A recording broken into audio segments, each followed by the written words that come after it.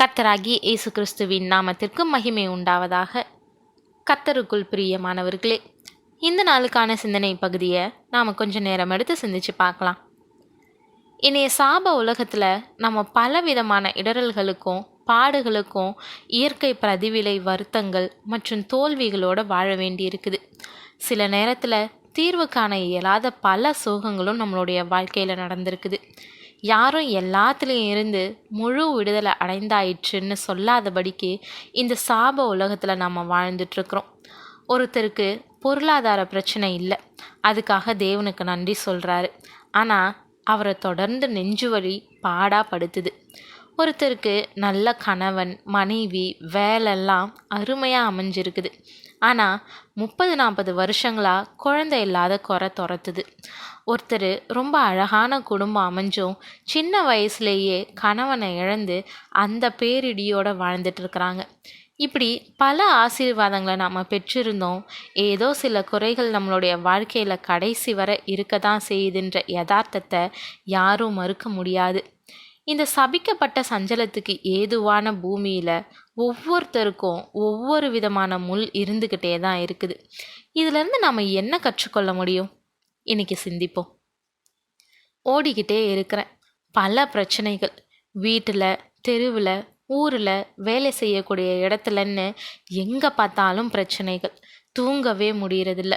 எனக்கு ஒரு தீர்வு சொல்லுங்கன்ட்டு போதகருக்கு முன்னாடி நின்றுக்கிட்டு இருந்தான் ஒருத்தவன். அப்போ மாலை நேரம் போதகர் அவன்கிட்ட தோட்டத்துக்கு போய் ஒட்டகங்கள் என்ன செஞ்சுக்கிட்டு இருக்குதுன்னு பார்த்துட்டு வான்னு சொன்னார். போனவன் திரும்பி வந்து 100 ஒட்டகங்களும் நின்றுக்கிட்டே இருக்குதுன்னு சொன்னான். நல்லது. அந்த 100 ஒட்டகங்களும் தரையில் படுத்ததுக்கப்புறம் அங்கே இருக்கிற ஓய்வறையில் நீ போய் படுத்து தூங்கிட்டு காலையில் திரும்பி வான்னு சொன்னார். சரி ஐயான்னு சொல்லிட்டு தோட்டத்துக்கு போனவன் கண்களில் தூக்கமே இல்லாமல் களைப்போட காலையில் திரும்பி வந்து, ஐயா நைட்டு முழுவதும் நான் தூங்கவே இல்லைன்னு சொன்னான். என்ன ஆச்சு அப்படின்னு போதகர் கேட்டார். சில ஒட்டகங்கள் தானாகவே தரையில் படுத்துக்குச்சு, சில ஒட்டகங்களை நான் மெனக்கெட்டு படுக்க வச்சேன். ஆனால் எல்லா ஒட்டகத்தையும் படுக்க வைக்க முடியல. சிலது படுத்தா சிலது எழுச்சிக்குது. எல்லா ஒட்டகத்தையும் ஒட்டு மொத்தமாக படுக்க வைக்கவே முடியல. அதனால் நான் தூங்குறதுக்கும் போகலைன்னு சொன்னான். போதகர் சிரிச்சுக்கிட்டே, இதுதான் வாழ்க்கை. வாழ்க்கையில் பிரச்சனையை முடிக்கிறதுன்றது ஒட்டகத்தை படுக்க வைக்கிறது மாதிரி. சில பிரச்சனைகள் தானாக முடிஞ்சிடும், சிலது நாம் மெனக்கெட்டு முடிச்சிடலாம். ஆனால் சில பிரச்சனைகள் முடிஞ்சால் வேறு சில பிரச்சனைகள் புதுசாக எழலாம். எல்லா பிரச்சனையும் முடிஞ்சாதான் நிம்மதியாக தூங்குவேன்னா இந்த உலகத்தில் யாராலையும் தூங்க முடியாது. பிரச்சனைகள் எல்லாம் எப்போ முடியும்னு கவலைப்பட்டுக்கிட்டே இருக்காத. தீர்க்க முடிஞ்சதை தீர்த்துட்டு மற்ற எல்லாத்தையும் தேவனுடைய கைகளில் ஒப்படைச்சிட்டு உனக்கான ஓய்வறையில் நிம்மதியாக இருக்க கற்றுக்கோன்னு சொன்னார்.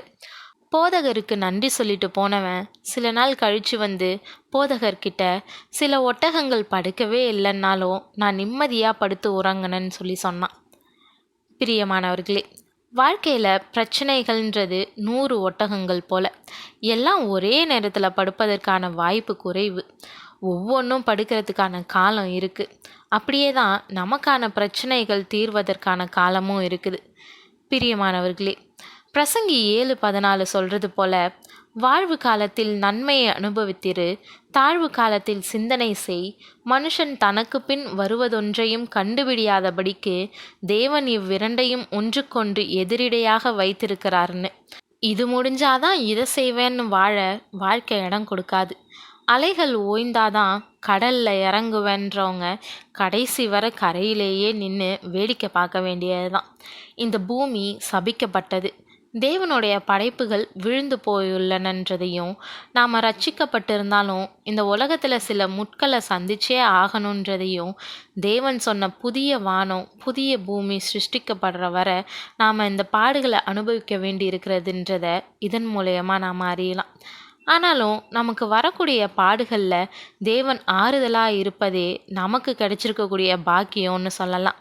சோர்ந்து போகாமல் இந்த சபிக்கப்பட்ட பூமியில் நமக்கு நேரிடக்கூடிய சில இடர்பாடுகளை கண்டு அஞ்சாமல் கலங்காமல் ஏன் நடந்ததுன்னு ஆராய்ஞ்சு பார்த்து விடை காணாததால் துவண்டு போகாமல் சில இடர்களை நாம் கடந்து தான் ஆகணுன்ற யதார்த்தத்தை ஏற்றுக்கொள்ள பக்குவப்படுங்க.